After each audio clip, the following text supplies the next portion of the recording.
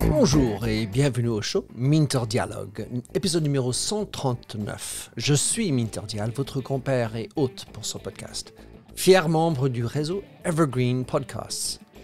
Pour plus d'informations et pour explorer les autres podcasts sur ce réseau sélectif, allez visiter leur site evergreenpodcasts.com. Mon invité aujourd'hui est Olivier Laborde. Olivier est un fervent du Web 3. Il est conseiller, speaker, influenceur et compère. Il occupe le poste de Chief Marketing Digital et Innovation Officer dans un grand groupe en France et il est écrivain et chroniqueur pour Forbes.fr et HBRFrance.fr. S'agissant de son dernier ouvrage, Social Commerce, réseaux sociaux, gaming et métaverse, à vos marques, foncez! Nous discutons des tendances dans la tech, les dernières évolutions dans le social commerce, comment les entreprises devraient s'y prendre, les implications du métaverse et la place des jeux vidéo. Si ce podcast vous a plu, merci de prendre quelques instants pour aller laisser une revue sur votre service de podcasting préféré. Allons-y alors, plongeons dans cette nouvelle émission. Olivier Laborde, je pense bien que c'est la deuxième fois que j'étais sur mon podcast. C'est a priori autour de ton troisième livre, dont tu me corrigeras, Social Commerce, réseaux sociaux, gaming et métaverse. À vos marques, foncez! Bravo et bienvenue sur mon show, Olivier. Dans tes mots, Merci. à toi, qui es-tu? Qui je suis? Ouh là, belle question. Merci déjà pour l'accueil. Effectivement, j'ai écrit 3 livres. Alors, un livre blanc, si ça compte comme un livre, et puis c'est mon deuxième livre édité, on va dire, dans une belle maison qui est Erol. Alors, qui je suis? Alors, je vais dire que j'ai 2 casquettes. J'ai une casquette en tant qu'expert innovation et transformation digitale dans un grand groupe financier, banque et assurance, où je m'occupe des relations notamment avec les startups, avec les fonds d'investissement, avec les incubateurs, avec le pôle de compétitivité qui finance l'innovation sur la banque et l'assurance. Et puis j'ai une autre casquette plus personnelle, mais aussi semi-professionnelle, puisque je suis observateur de l'innovation, texte explorateur, et j'aime à rédiger des chroniques sur l'innovation. Et parfois, je vais un peu plus loin pour rédiger un livre.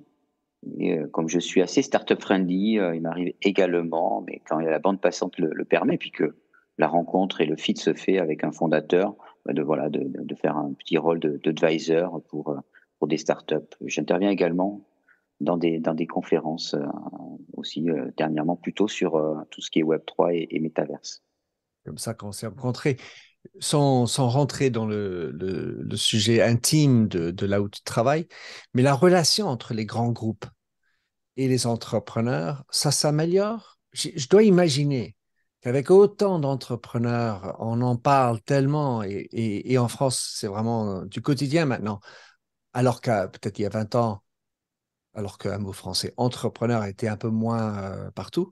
Est-ce que ça s'est amélioré et qu'est-ce qui fait que ça s'améliore? C'est par le besoin, c'est par l'habitude? Tu l'as déjà dit, c'est les 2 mots. C'est déjà, il faut qu'il y ait un besoin, et après, il faut qu'il y ait l'habitude fait que quand on a commencé à comprendre comment fonctionne une start-up, et pour une start-up, comment fonctionne un grand groupe, Dans les deux ça sens. commence dans les 2 sens. Oui, j'avais d'ailleurs écrit une chronique que j'ai publiée en anglais sur Medium, où au cours d'un footing, je vous dirai tout, un dimanche matin, il m'arrive d'avoir des idées. J'écoute rien, mais j'ai des idées qui trottent dans la tête. Et j'avais dit, je suis une API. Et en fait, une API, c'est quelque part une interface, voilà, pour que 2 systèmes se comprennent. Et moi, je fais en sorte, en fait, que les grands groupes comprennent les startups, et je fais en sorte que les startups comprennent les grands groupes. Je suis vraiment l'interface entre les deux. Et pour revenir à ta question, oui, j'ai l'impression que ça s'améliore, parce que voilà, la France a fait beaucoup de communication et d'efforts et d'accompagnement des startups. Après, ce qu'il faut comprendre, c'est qu'il y a différentes maturités de startups. Souvent, moi, dans mon rôle, je vois des dossiers qui sont très early, et il y a un problème de passage à l'échelle. C'est-à-dire que Oui. l'idée elle peut répondre vraiment à un besoin.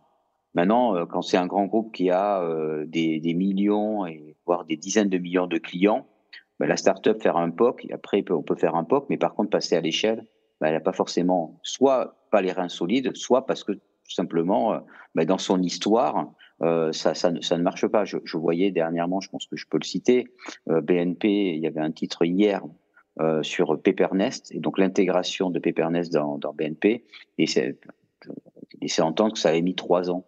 Et 3 ans, finalement, à l'échelle d'un grand groupe, c'est pas si long que ça quand on règle toutes les problématiques de passage à l'échelle. Après, la start-up, en même temps, soit tu le vois en disant ben, c'est un peu long, mais j'ai quand même en tête d'avoir fait grandir des startups. C'est-à-dire une startup, une fois que si jamais elle a mis le pied dans la porte d'un grand groupe, on va lui accompagner toute la réglementation. Elle va coucher toutes les cases de la sécurité informatique, puisqu'elle va être obligée de passer des audits, voire des tests de sécurité informatique. Contractuellement également, elle va passer sous tout le réglementaire et tout le juridique.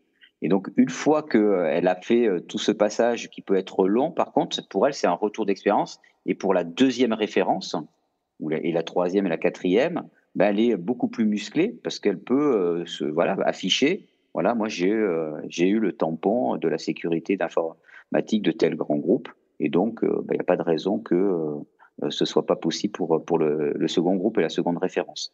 Donc oui, j'ai l'impression que ça s'améliore, même si c'est certainement à la fois pour moi un peu frustrant que ça aille pas assez vite dans un grand groupe, mais également frustrant pour une start-up qui se dit bah tiens, j'ai des contacts avec un grand groupe, et, euh, et donc ça prend un peu de temps. Mais je pense qu'ils savent qu'aujourd'hui, avec un grand groupe, enfin, voilà, c'est un peu comme, je sais pas, même les grands vendeurs de l'informatique, que ce soit dans le cloud ou dans les CRM, ils savent très bien qu'un délai de décision dans un grand groupe, c'est 9 mois quasiment, hein, pour voilà, être autour de la table et prendre la décision. Encore faut-il avoir le financement. Tu as utilisé l'expression POC, le proof of concept ou la preuve de concept. Quand on est une start-up et qu'on est dans un milieu très réglementé comme est la finance ou l'assurance, on n'a pas forcément tous les moyens. Donc, il y a une symbiose et un besoin d'avoir les ressources qu'apporte un grand groupe pour faire justement un peu le test et puis les aider à augmenter en taille parce que justement le financement n'est pas toujours là. Une startup peut rarement attendre 3 ans pour démarrer, quoi. Exactement. Alors, dans ton livre Social Commerce, il est écrit avec Héloïse Bussy. Raconte-moi le partenariat avec Héloïse. C'est une belle histoire. En fait, de temps en temps, on me propose d'être jury pour des thèses d'une école qui s'appelle le digital marketing, c'est un MBA de l'EFAP. Et donc, j'ai répondu positivement d'abord. Et puis, le temps que je réponde, on m'a dit bah, c'est dommage, ce sera pour une autre fois parce que elles ont déjà tout été affectées, les thèses. Zappé, t'étais trop bon tard. Zappé. Voilà, Ouais. trop tard. Parce que voilà, c'était une des premières fois que je travaillais avec eux. Et donc, je me disais, bon, bah, OK, je vais d'abord les rencontrer. Et comme je savais que je les rencontrais une semaine après, je les croise sur un salon. Et là, la personne que je connais bien me dit, mais comment ça, c'est pas possible, il faut que tu aies des thèses. Je vais faire en sorte que tu aies des thèses. Et le soir même, j'avais 4 thèses. Donc, je m'étais dit OK pour une ou pour deux. Et donc, j'avais 4 thèses à lire. Heureusement, j'avais les vacances de la Toussaint 2021 qui Bonjour les arrivaient. vacances. Et donc, j'ai pu lire les 4 thèses. Et une des 4 thèses était celle d'Héloïse Busset qui s'intitulait Social Commerce. Alors, social commerce dans un sens exclusivement sur les réseaux sociaux. Et bon, bah, peut-être comme toi, qui écris également, bah, quand j'ai lu la thèse, je me suis dit, tiens, c'est intéressant comme sujet.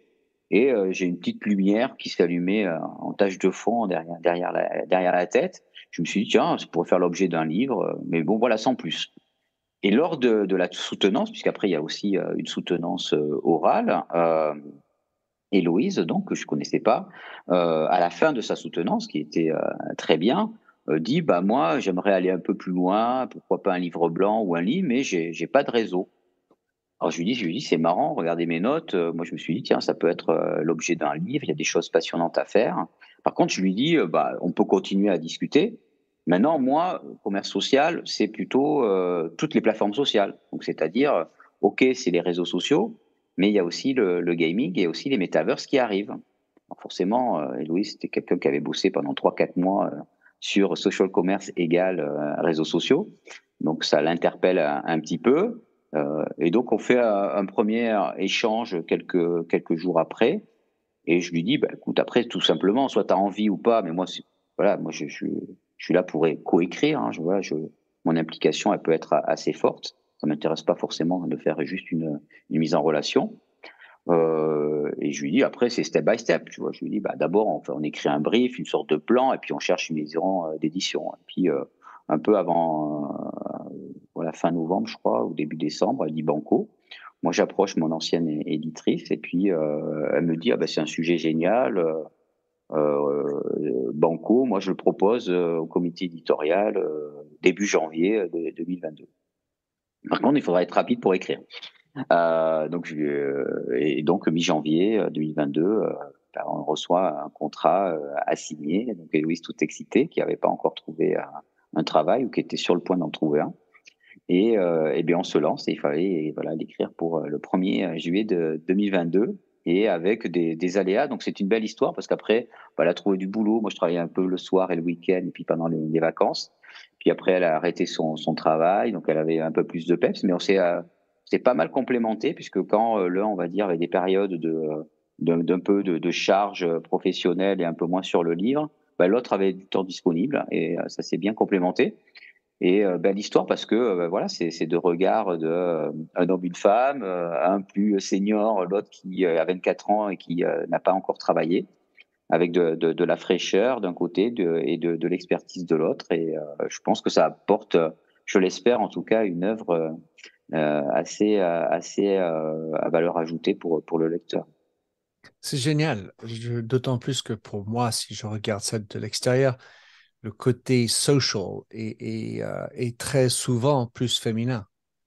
Car si tu regardes, enfin, le fil de ma fille sur Instagram, on a à peu près le même nombre de followers, sauf que en termes de social engagement, d'engagement, d'interactivité, c'est des dizaines de fois plus que chez moi, avec mes vieux ringards autour de moi. Alors, commençons par social commerce. Donc, commerce social, si on est en France, parce que j'imagine que c'est plutôt ça en français. Ouais. Mais c'est quoi social commerce si ce n'est pas juste réseaux sociaux, comme tu disais? Alors, social commerce, ce qui est intéressant quand on peut le définir, c'est en disant ce que ce n'est pas. Et souvent, alors c'est des mots un peu anglo-saxons, hein, on parle également de social selling. Alors, social commerce, ce n'est pas du social selling. Alors, qu'est-ce que c'est que le social selling? Finalement, c'est le fait d'utiliser des médias sociaux pour identifier, se connecter, entretenir une relation à finalité commerciale. Sur LinkedIn, pareil. Ça, c'est du social selling. Donc, le social commerce, ce n'est pas ça. On pourrait parler, on en parle moins, mais il y a aussi du social marketing. Social marketing, c'est le fait toujours d'utiliser les médias sociaux pour renforcer sa notoriété. Tu parlais d'Instagram, faire de la publicité, gérer des communautés, faire éventuellement du service client sur les réseaux sociaux. Et le social commerce, en fait, ben, c'est utiliser là aussi les médias sociaux. Alors, la définition avant le livre, on va le dire en tout cas, pour vendre des produits, des services en utilisant les boutiques qu'il y a sur ces réseaux sociaux. Alors, ces boutiques ne sont pas toujours disponibles avec la vente all-inclusive dans tous les pays. Hein. Ça peut être le cas aux États-Unis, mais parfois en France, il y a la boutique, mais il faut sortir du réseau social pour aller sur le site e-commerce de la marque. Mais l'idée du social commerce, c'est vraiment l'idée d'avoir ces solutions et cet achat de manière native dans les réseaux sociaux. Donc ça, c'était on va dire le postulat d'origine et d'ailleurs de la thèse. Et donc l'idée avec Héloïse, c'est de se dire, social, c'est social. Le social, c'est oui, il y a du social sur les réseaux sociaux, mais le gaming, c'est quand même extrêmement et de plus en plus social. Il faut pas l'oublier. Mais il y a aussi un phénomène qui commence à arriver qui s'appelle le métavers, et c'est également extrêmement social, et donc il n'y a pas de raison. Le commerce social, c'est effectivement le fait de vendre des produits et des services ou des en acheter en utilisant donc des solutions d'achat et réalisant ces achats à l'intérieur même de ces espaces sociaux. Donc, que ce soit des réseaux sociaux, que ce soit des jeux vidéo ou que ce soit des métavers. Parfait. Il y a un chiffre au tout début du livre. Tu parles du marché du social commerce et tu as cité une étude qui projette que ça sera à 1200 milliards de dollars dans l'année 2025. Et un peu plus tard, tu décris une autre étude qui projette que le métavers va valoir 13 000 milliards en l'année 2030. Ça paraît démentiel alors que c'est même pas vraiment en cours le métavers. Et ensuite, tu parles du social dans le métavers et les influenceurs dans le métavers. J'ai l'impression, si je connecte ces deux points, qu'il faut tout laisser tomber et plonger dans le métavers. Oui, alors il faut savoir également quand une marque a raison gardée. Je dirais déjà, il y a plusieurs angles d'attaque. Il y a une première ligne d'attaque qui est de se dire j'ai les réseaux sociaux et là c'est factuel, c'est-à-dire j'ai presque 5 milliards d'utilisateurs et je sais que ces utilisateurs ils passent 2h30 quotidiennement sur des réseaux sociaux, que ce soit TikTok, Instagram, Facebook et autres. D'ailleurs, ils ont, je crois, un autre chiffre, en moyenne 7 ou 8 applications de réseaux sociaux. Donc c'est quand même considérable puisque ça, voilà, la part des utilisateurs des réseaux sociaux sur la part de la population mondiale, c'est 60% des gens utilisent au moins un réseau social. Donc pour revenir à la question, je dirais que ça c'est très mature. Donc voilà, et toutes les marques ne sont pas encore sur ces réseaux sociaux-là. Après, si je fais donc cette trajectoire de maturité, je dirais, bah, il y a les jeux vidéo. Il y a les jeux vidéo parce que aujourd'hui, il est estimé, je ne sais pas si tu joues, mais il y aurait 3 milliards, un peu plus, de gamers à travers le monde qui passeraient 20 heures par semaine sur les jeux vidéo. Quand on parle de jeux vidéo, bah, on parle de Roblox qui est en passe de détrôner Fortnite, de Minecraft, de World of League, enfin, je les connais pas tous. Donc ça, je dirais, c'est une maturité un peu plus récente au sens social commerce. Hein, je reste bien sous ce prisme-là. Et puis après, il y a le troisième que tu as dit de pas tout laisser tomber éventuellement. Je dirais c'est le metaverse. Alors, je dirais simplement que voilà, raison gardée parce que le metaverse c'est pas mature. C'est les chiffres qui sont donnés dans le livre et tu en as cité quelques-uns. On pourrait citer que je parlais de 5 milliards sur les réseaux sociaux actuellement. C'est 5 milliards, effectivement, d'utilisateurs en 2030. Donc c'est une trajectoire. Il faut certainement, on pourra y revenir, commencer à mettre un orteil ou un pied dedans. Maintenant, voilà, le trafic et le potentiel business, il est à plusieurs années. Alors c'est toute l'ambiguïté quand on est une marque. Hein. Il y a toujours un petit peu comme dans la cour de Gartner, hein, un énorme buzz.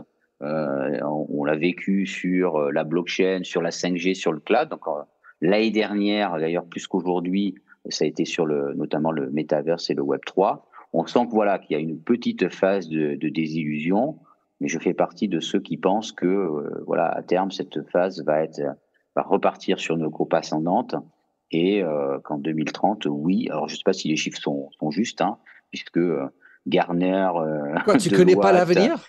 Goldman Sachs, tout le monde sort un chiffre un peu différent et affolant parfois, en tout cas bluffant. En tout cas, il y en a un que j'aime bien à citer, c'est celui de Gartner qui dit que une personne sur 4 passera au moins 1 heure par jour dans le métaverse d'ici 2026, en 2026.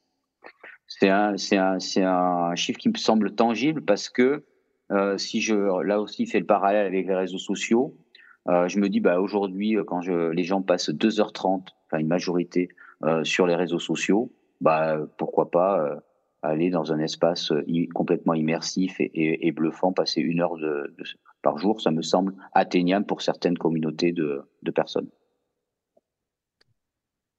Le livre est intitulé Social Commerce et si on regarde le commerce purement, Mhm. Il me semble qu'il y a de la fatigue par rapport au commerce. Et j'étais en train de réfléchir en t'écoutant tout à l'heure de social marketing et social sales. C'est des concepts qui existaient bien avant l'ère de l'Internet, dans le sens où la Bien bouche à sûr. l'oreille, c'est du social marketing.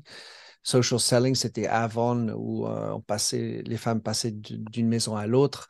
Donc, c'est des concepts existants, mais aujourd'hui, dans un contexte où on cherche plus de sens, il y a hyperconsommation, euh, est-ce que tu sens que le social commerce répond à un canal mieux adapté par rapport à un contexte où les gens ont un peu ras-le-bol de overselling, enfin, manque de confiance dans le marketing?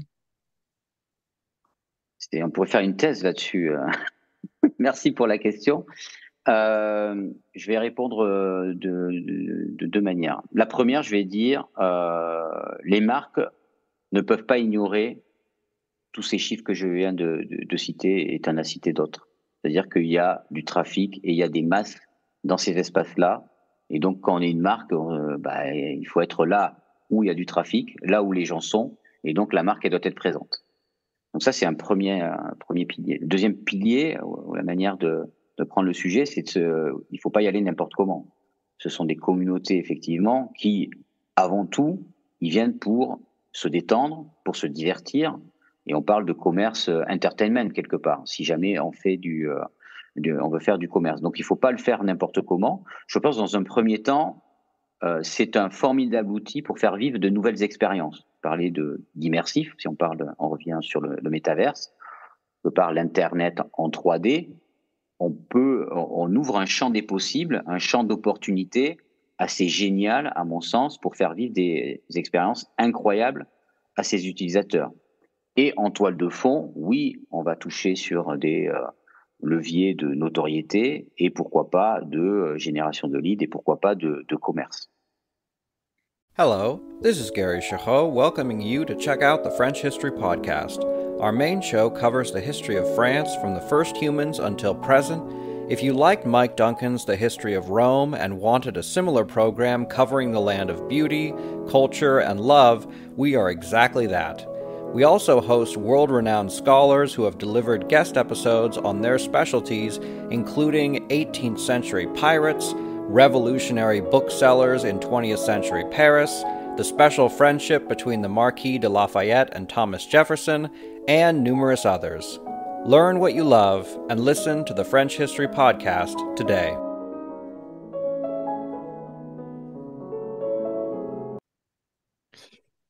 Alors, le social commerce est en essor, c'est comme ça que je le comprends, et tu as beaucoup parlé des jeux vidéo.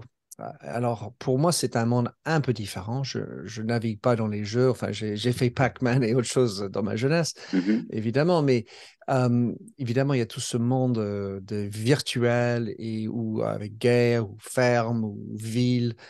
Donc pas que la guerre et beaucoup de filles et femmes comprises dedans. Comment est-ce que si tu étais une commerce, une entreprise, tu pourrais regarder les jeux vidéo pour améliorer l'expérience du client pour aujourd'hui dans en utilisant du social commerce? Bien sûr. Alors d'abord, peut-être pour les marques, les bénéfices ou les avantages du social commerce, c'est de montrer qu'on est innovant. Ça peut permettre de créer du lien solide. Je parlais d'expérience. Ça Si peut vous permettre cherchez des jeunes ou d'autres voilà, segments ça du peut marché, permettre par exemple. justement de cibler une audience, voilà, un peu différente peut-être qu'aujourd'hui, d'avoir des feedbacks un petit peu différents, mais en tout cas peut-être aujourd'hui pour en premier lieu certainement, voilà, répondre aux usages des nouvelles générations, atteindre des nouvelles générations.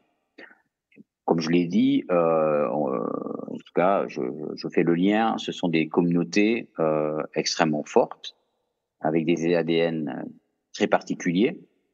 Et donc, la marque, pour pouvoir conquérir, entre guillemets, ce marché du gaming, elle va pouvoir avoir plusieurs formats, si on parle de marketing. Alors, du format plus ou moins classique, mais on le voit déjà, par exemple, on voit que une marque peut sponsoriser tout simplement un événement On l'a vu avec le GP Explorer sur Twitch, donc qui était l'organisation d'une course de Formule 4 sur un vrai circuit de Formule 1 et qui a drainé 1 million de viewers sur Twitch de cette nouvelle génération.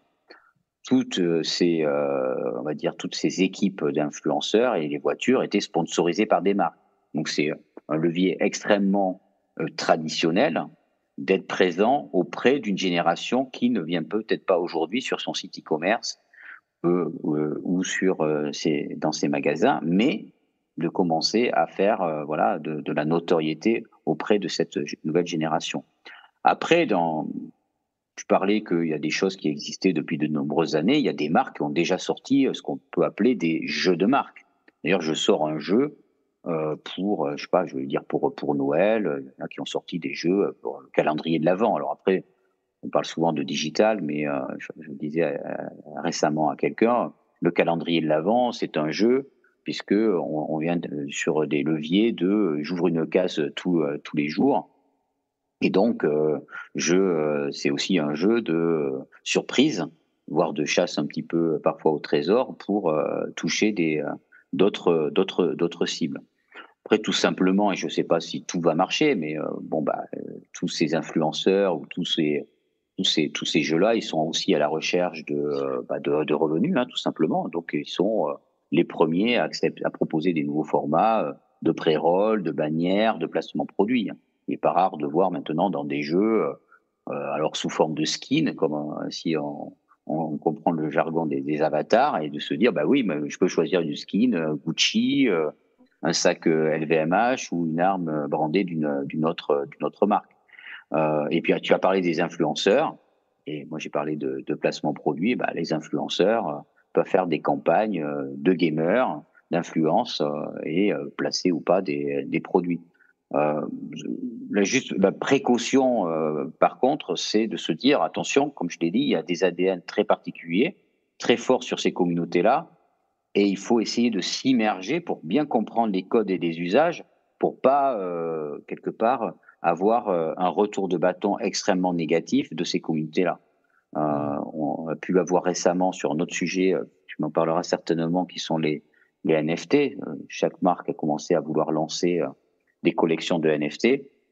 Une dernière qui a été lancée, c'est celle de mémoire de Porsche.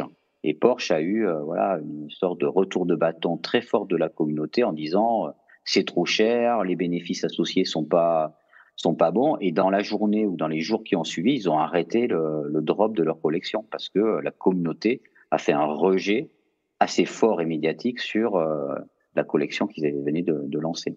Il faut connaître le langage, il faut connaître la communauté. Ça me fait penser, donc, en fait, moi, dans mon temps, le profil dans le marketing, qui est généralement lié à la mise en route du social commerce, il faut changer les profils. Il faut chercher des gens un peu atypiques, qui ne font pas des grandes écoles très académiques ou très intelligents, mais qui ont ce contact un peu plus empathique, un peu plus proche du terrain pour arriver à aborder les influenceurs de manière moins corporate et un peu plus personnelle, pour savoir jouer les jeux et être dedans et faire partie de cette communauté personnellement. Tu as raison. En fait, quand tu rentres dans cet univers, je vais l'appeler comme ça, ou dans ces communautés, et que tu as quelques cheveux gris, tu sens bien tes cheveux gris. Quand tu vas à une soirée, si tu en as encore, une soirée, d'une communauté Web 3, c'est vrai qu'il y a quand même des grandes différences d'âge. J'ajouterais que oui, le mieux, bien évidemment, c'est d'avoir dans ces équipes, parce qu'on parle des profils, des gens qui jouent aux jeux vidéo, ou qui ont plongé dans Web 3, ou qui sont très souvent sur les réseaux sociaux. Ça, c'est vrai que c'est assez important. J'ajouterai une deuxième dimension qui apparaît, je l'espère, dans le livre. Il y a quand même de plus en plus je caricature pour bien imager, c'est-à-dire qu'on va dire que les équipes marketing, c'était des gens qui avaient fait des écoles de commerce. pour simplifier. Aujourd'hui, c'est énormément de technologie. Quand tu parles de live shopping, quand tu parles de data, quand tu parles de réalité augmentée, de réalité virtuelle, ce sont des outils, ce sont des solutions logicielles, numériques, avec leur complexité. Encore plus de complexité aujourd'hui, en tout cas à date, sur le Web3, avec tout ce qui est métaverse, blockchain et NFT. Et donc, tu as aussi besoin d'avoir à la fois une diversité de profils en termes de génération, de diversité, mais également de profils techniques. Je pense que maintenant, au marketing, tu as besoin d'avoir des geeks. Hein, il ne faut pas juste des gens qui sortent de l'école de commerce. Et dans ce cas-là, il faudrait avoir des nouvelles façons de travailler parce que, enfin, mon fils qui est codeur, lui, il est plutôt de nuit, quoi. Il préfère bosser de nuit. Enfin, ça fait partie de cet environnement des geeks qui sont comme ça. Et encore faut-il, dans l'entreprise, savoir changer de mode parce que les gamers, c'est pas à midi qu'ils font ça, c'est pas à 9 heures avec le café. Enfin, ça peut l'être, mais Oui, alors généralement, ça, ce n'est pas. c'est un autre débat.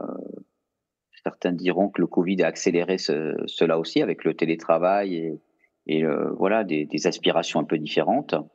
Mais effectivement, les grands groupes, si on parle des grands groupes, pour attirer ces jeunes talents, ces jeunes au profil un peu différent, ont aujourd'hui certainement un peu de mal à les intégrer. Et si elles les intègrent, à les intégrer durablement, parce que très vite, ils vont vouloir aller voir ailleurs, parce que ça va pas leur correspondre. Ils vont avoir des frustrations, et les deux parties d'ailleurs vont avoir des frustrations. Donc il faut trouver le juste milieu. Mais on rejoint finalement des choses assez, à mon sens, basiques si on part sur cette notion RH d'autonomie, de délégation et de confiance en fait. Hein. Si effectivement tu es dans un mode il faut du présentiel et c'est du command and control, c'est sûr que ça va pas fonctionner. Donc ça va pousser un peu tout le monde à aller vers l'autonomie, la confiance et la délégation. Et auquel cas, si tu regardes les résultats et que tu as confiance dans la relation et dans le profil, il n'y a pas de raison que ça ne fonctionne pas. Amen. Alors, un autre élément qui est lié à ça, c'est comment est-ce que tu penses que les entreprises pourraient tirer parti du social commerce pour soutenir des causes sociales ou environnementales? Est-ce qu'il y a quelque chose à faire à travers le social commerce pour ce genre de soucis qui est évidemment quelque chose qui est important, surtout pour les jeunes, mais pas que? Je, un élément de réflexion et parfois de stigmatisation. Euh, pour un premier élément de réponse, ça va être de se dire, là aussi c'est un peu de caricature, hein, forcément, parce que c'est pas juste les jeunes, mais il y a cette dimension de se dire le numérique, finalement, est-ce qu'il est responsable puisque tu parlais de cause. Je suis quelqu'un d'assez positif, peut-être naïvement positif, mais j'ai l'impression que justement, assez nativement, aujourd'hui, même s'il y a eu des stigmatisations sur le fait, est-ce que la blockchain c'est vert, est-ce que c'est responsable au niveau de la transition énergétique, j'ai l'impression que ce sujet-là, il est mis en lumière, mais qu'assez nativement, les sociétés et les profils qui constituent ces sociétés, qui les font grandir, ont ces objectifs-là et ont ces causes en tête, ont ces responsabilités en tête.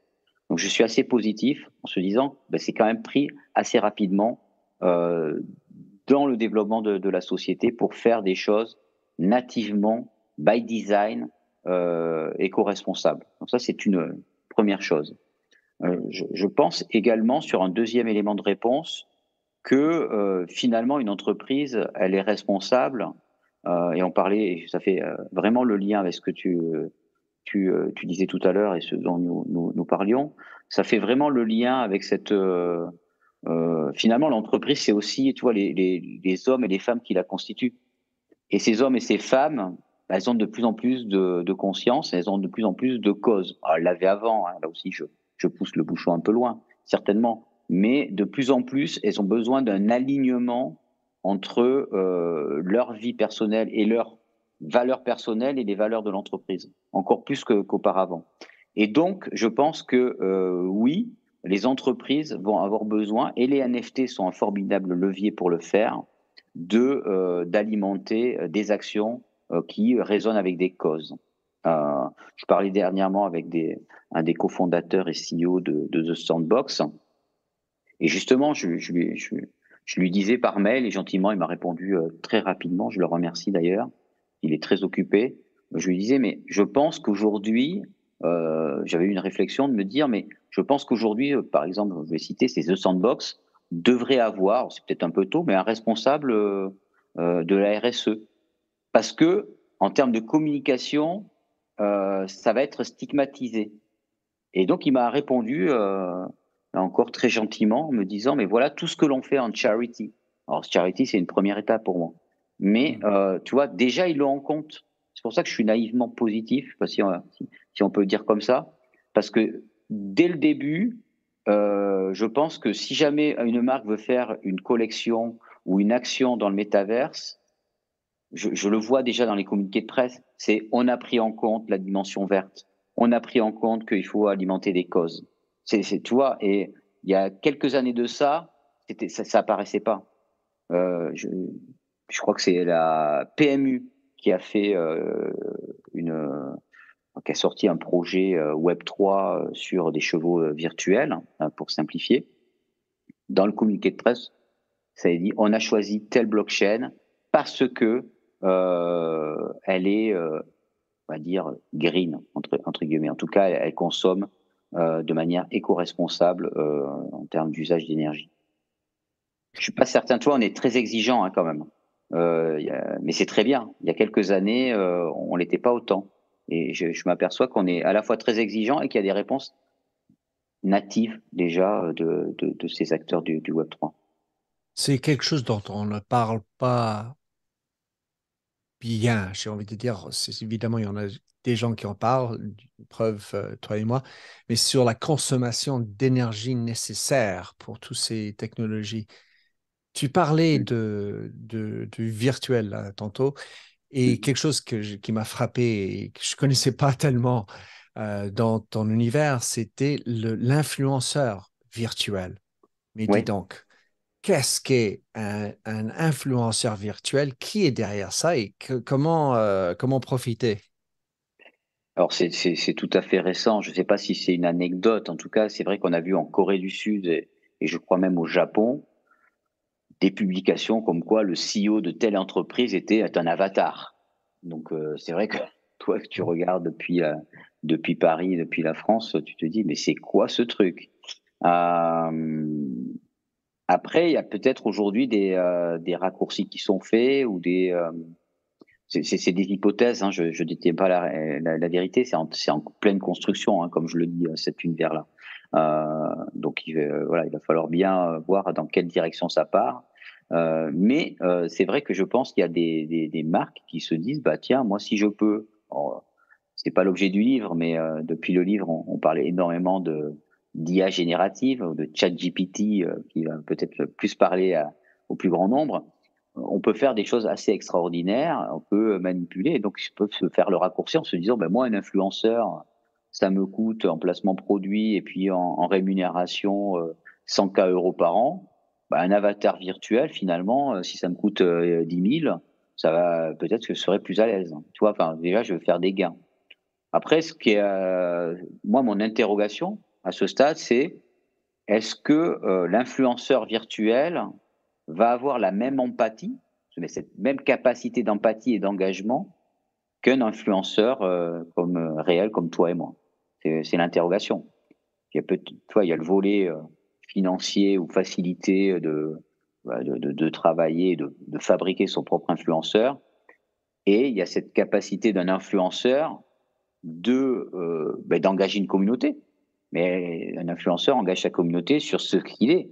Là aussi, on parle de valeur et d'alignement. C'est-à-dire que si jamais d'ailleurs une marque embauche, peut-être pas toujours, hein, mais elle devrait, faudrait que les valeurs de la marque et les valeurs de l'influenceur soient alignées dans le meilleur des mondes. Parce que dans un premier temps, tu regardes, est-ce que, tu parlais des followers de ta fille et des tiens, est-ce que voilà, ta communauté va bien résonner avec on va dire, l'ADN de la marque? Et l'idée, c'est que qu'aucun des deux ne fasse de distorsion, on va dire, ou de compromis avec ces valeurs. Donc, est-ce que un avatar virtuel ou un influenceur virtuel va pouvoir, on va dire, créer et maintenir avec des notions, je crois, assez affectives et émotionnelles aussi? Voilà, c'est un questionnement que je peux avoir. Ou est-ce que ça ne fera pas fake vis-à-vis des communautés, des prospects, des clients? Juste pour terminer, je sais que c'est plutôt anecdotique, mais qu'est-ce qui est derrière l'influenceur virtuel? Enfin, est-ce que c'est un IA autonome? Est-ce que c'est qui est derrière les manettes ou la programmation de cet avatar? Alors, quand je disais voilà, fake, c'est que je pense qu'aujourd'hui, il y a de la manipulation de la marque ou de l'agence qui le met en place. Alors, ça peut être un formidable ambassadeur, je dirais, plus qu'un influenceur. Moi, je parlerais plutôt d'ambassadeur. Et je pense qu'on en aura besoin parce qu'aujourd'hui, je parlais un petit peu de maturité. Et derrière maturité, tu me disais ce qu'il faut tout lâcher pour aller dans le métaverse. Ben, aujourd'hui, si tu vas dans certains métaverses, il n'y a pas suffisamment de trafic. Et donc, un des moyens, c'est finalement, et c'est là où l'IA générative peut aider, c'est de créer des avatars autonomes. Je parlerai donc pour les marques d'ambassadeurs de marques virtuelles qui peuvent être là 24 heures sur 24 pour répondre et mettre en avant la marque.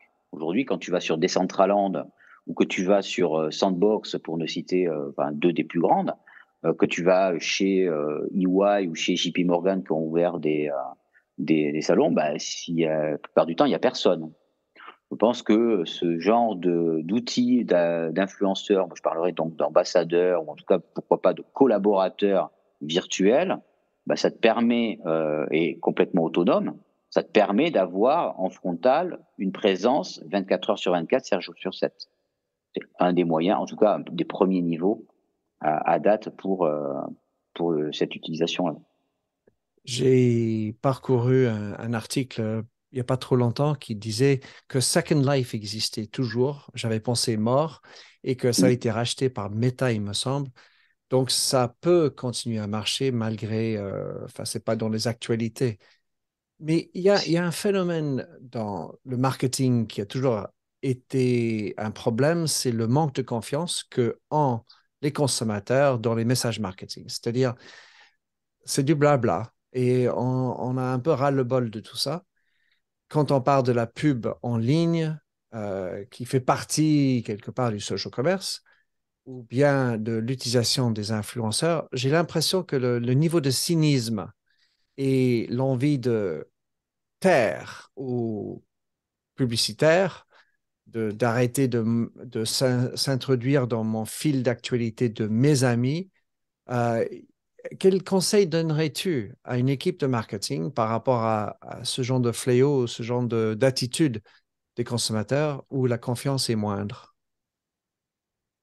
Moi, je pense qu'avant de penser revenu, il faut penser expérience client. Et il se trouve que quand tu as un chiffre qui n'est pas dans le livre, il me semble, et que j'ai eu dernièrement, que on va dire quand 86% des consommateurs qui ont vécu une bonne expérience renouvellent un achat dans la même marque.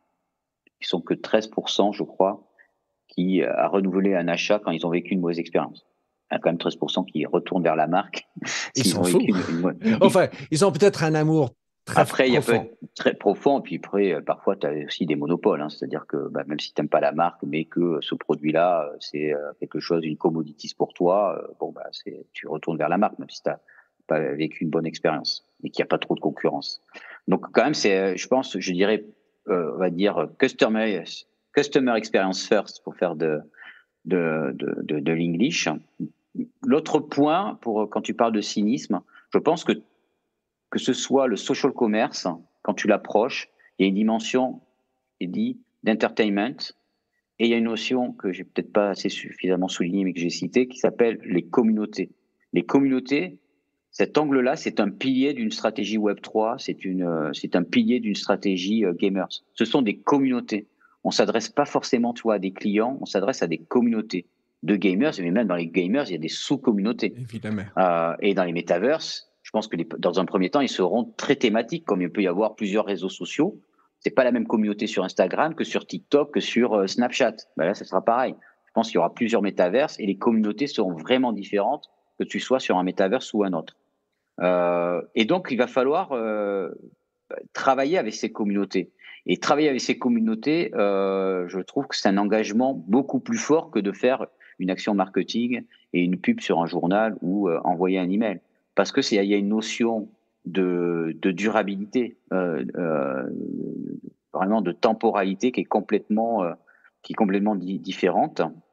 Et donc, quand tu vas faire cet engagement fort sur la communauté, ok, si tu lances pour constituer ta première communauté dans le Web 3, si tu lances on va dire une première collection de NFT, tu vas vite t'apercevoir que tu as ouvert ton Discord, et que ton Discord, par exemple, va falloir l'animer tous les jours et qu'ils vont être extrêmement exigeants. Et que sinon, ça va se voir assez rapidement que tu as fait quelque chose, alors toi, si tu es cynisme, ou en tout cas quelque chose de très temporaire pour surfer sur une vague opportuniste. Mais très vite, ils vont être ultra exigeants parce que si tu l'associes avec un Discord et avec des bénéfices pour ta communauté, bah, il va falloir aller beaucoup plus loin. Alors, bien sûr, tu vas dire, bah oui, je peux vous inviter à des événements VIP, oui, vous pouvez venir visiter les usines, mais je pense qu'ils vont ils vont être exigeants, ils vont demander beaucoup plus. Certaines marques commencent à aller vers ce que j'appellerais de la co-construction sur une partie d'un produit. Peuvent dire, bah tiens, voilà, vous avez maintenant quelque part un pouvoir de vote puisque vous êtes détenteur d'un NFT. Et nous, marque, j'imagine un événement, j'imagine un nouveau produit ou une nouvelle fonctionnalité. Et on peut se dire, bah tiens, pourquoi pas faire voter sa communauté, tu vois. Et je trouve que c'est, en tout cas, moi, c'est une voie en tant que client qui me plairait bien. Pourquoi pas de me sentir concerné et engagé dans la co-construction de certains événements ou de certains produits d'une marque. Si vraiment j'ai un engagement extrêmement fort avec cette marque-là. Ça me rappelle mes vieilles souvenirs d'opérationnel quand j'étais patron de la marque Redken mondialement chez L'Oréal. On avait comme concept de co-construction de nos produits et on acceptait, enfin, on a forcé chez Redken l'introduction de nos coiffeurs, alliés, ambassadeurs, influenceurs dans les laboratoires. Chose qui était verboten pour les autres employés que R&D chez L'Oréal. Et Dieu sait si on a fait des produits qui étaient plus adaptés au marché. Et tu parlais de la communauté, je vais juste citer un livre d'un copain qui s'appelle Mark Schaefer. Lui, il a écrit un livre sur la communauté marketing. Enfin, la communauté sera le marketing de demain. Et donc, ça renforce bien ton point. Un dernier point, Olivier, qui était sur le social commerce, sur la Chine. Car en fait, tu parles beaucoup de la Chine et pour beaucoup, c'est quand même un peu loin, ils ne connaissent pas. Mais qu'est-ce qui fait que, à ton avis, quelle est la clé de pourquoi la Chine est tellement en avance sur le social commerce? Alors, pour être transparent, c'est Héloïse qui en avait Ah, beaucoup parlé lors de sa thèse. Donc, je ne suis pas le plus pertinent pour y répondre. Alors, j'ai regardé. Qu'est-ce qu'il fait? Je pense que c'est des cultures complètement différentes. ils ont Sans un million, répondre vous t'as dit qu'il y avait 1 million d'influenceurs en Chine, exactement. enfin, qui ont Ce que ce business. ce que je peux dire, c'est qu'il y a une différence culturelle et que tout ne va pas être réplicable. Quand on prend le live shopping fonctionne, qui est un outil, fonctionne en général en Chine avec un influenceur. L'influenceur fait un live shopping, il y a 200 000 ventes. 200 000 ventes en une heure. En France, ça n'existe pas. En tout cas, il n'y a pas l'influenceur qui fait faire 200 000 ventes. Donc, c'est des choses qu'on regarde avec curiosité, parfois amusement ou interrogation. Mais je pense que voilà, la différence culturelle est très forte et il faudrait bien comprendre, on va dire, les personnes de chacun des pays, parce qu'on dit la Chine, mais il y a aussi d'autres pays asiatiques. Au niveau du gaming, la Corée du Sud est assez incroyable. Euh, mais ce qui est compliqué pour quand on est marketeur donc occidental, c'est de se dire ok, il y a ce phénomène-là, ils sont en avance et c'est important de regarder ce qui est en avance pour déceler les tendances, mais tout ne vient pas Et si ça vient, tout ne vient pas avec la même ampleur. Voilà, donc il faut là aussi savoir raison garder. C'est comme quand on va parler des cultures d'un pays, on dit regarde comment c'est à Luxembourg ou en Suède. Enfin, c'est des petits pays, beaucoup plus petits pays avec une conformité, une uniformité de personnes. Et enfin, pour moi, Olivier, parce que j'ai un peu regardé, pour moi, il s'agit d'un écosystème qui est très différent, car tout est lié à la carte crédit, c'est-à-dire à la Oui. banque. Donc, au lieu de nous, qui est plutôt par l'adresse courriel, tu commences par ta carte de crédit. Donc, du coup, que tu sois sur WeChat ou quel que soit le réseau social, la carte, c'est pas un problème. Tandis que si toi et moi, on va sur WeChat, WhatsApp, faire du commerce là-dedans, on est loin. On parle dans le livre tu le cites à raison de WeChat. WeChat, c'est une super app. Il n'y a pas d'équivalent en fait. C'est ça. Et WeChat, on peut tout faire. Donc c'est ce qu'on appelle, je viens de le dire, la super app. Mais on peut aller, voilà, commander son taxi, on peut commander à manger, on a ses comptes bancaires. On peut faire énormément de choses. On peut faire des live shopping. Il y a également des boutiques d'ailleurs dans WeChat. Il y a des boutiques, notamment Burberry, c'est un exemple que l'on cite, je crois, dans le livre. Donc on peut faire effectivement du social commerce dans WeChat. Mais il n'y a pas l'équivalent. C'est ce que je dis. Après, la réplication dans le monde occidental, il y a pas d'équivalent parce que c'est très segmenté. C'est des concurrents, alors que WeChat, il y a tout à l'intérieur d'un même écosystème. Et c'est pour ça que ça fonctionne en fait. Parce que tout est dans le même écosystème et donc ça facilite la vie de l'utilisateur. Et quelque part, j'ai envie de te dire, on n'est pas plus intelligent que les Chinois, mais il y a plus de cynisme quelque part en France. Donc, qui est derrière tout ça? En Chine, ils savent que le gouvernement est derrière tout. Donc, il n'y a pas de doute. On acquis le système, donc on fait confiance ou pas. Tandis qu'en France, on est des individus. Le commerce, c'est plutôt capitalistique et individualiste avec chacun leur truc. Donc, autre chose à regarder. Olivier, le temps est rare, le temps est cher. Je te remercie beaucoup d'avoir Merci à participé toi. avec moi. Quels sont les moyens de suivre tes écrits, tes chroniques? Je vais mettre le lien sur Oui. l'article sur Medium.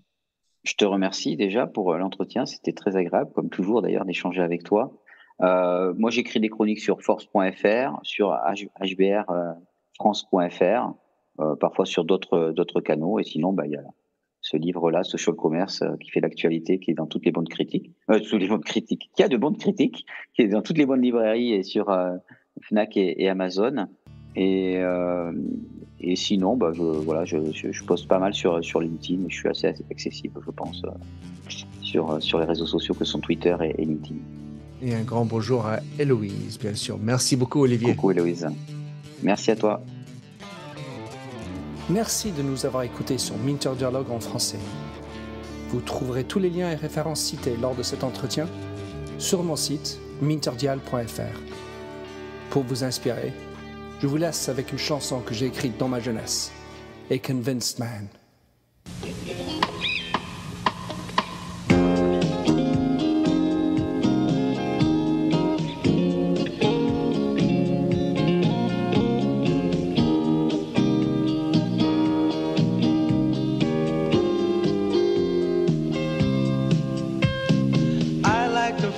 A stranger tucked around me, precipitating the danger. To feel free, trust is the reason. Still, I won't toe the line. I sit here passively, hope for your respect, anticipating the thrill of your intellect. Maybe I tell myself there's no use in me lying. I'm a convinced man building an urge. I'm a convinced man to live and die submerged. A convinced man in the arms of a woman. I'm a convinced man, challenge my fate. I'm a convinced man, competition's innate. A convinced man in the arms of a woman. revenges and struggle with deceit. Live for the challenge so life's not incomplete. What's wrong with challenge? I know soon we all die. I like the feel of a stranger tucked around me, precipitating the danger to feel free. Trust in my reason and let me show you why. I'm a convinced man practicing my lines. I'm a convinced man here in these confines. A convinced man in the arms of a woman. I'm a convinced man, admit to the test. I'm a convinced man. I'm ready for an arrest. I'm a convinced man in the arms of a woman.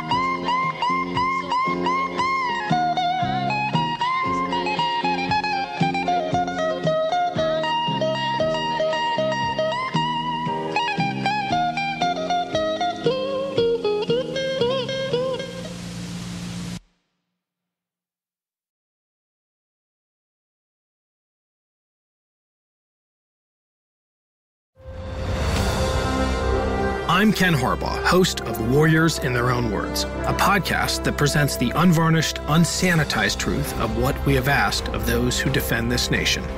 As a country, we need these stories more than ever. Stories from Americans who have borne the battle, including 30-year-old remastered interviews with veterans from World War I recounting their time in the trenches of Europe, and with veterans from World War II, Korea, Vietnam, and from our most recent conflicts in Iraq, Afghanistan, and other battlefields Americans may never have heard of. Hear their stories by listening to Warriors in Their Own Words wherever you find podcasts.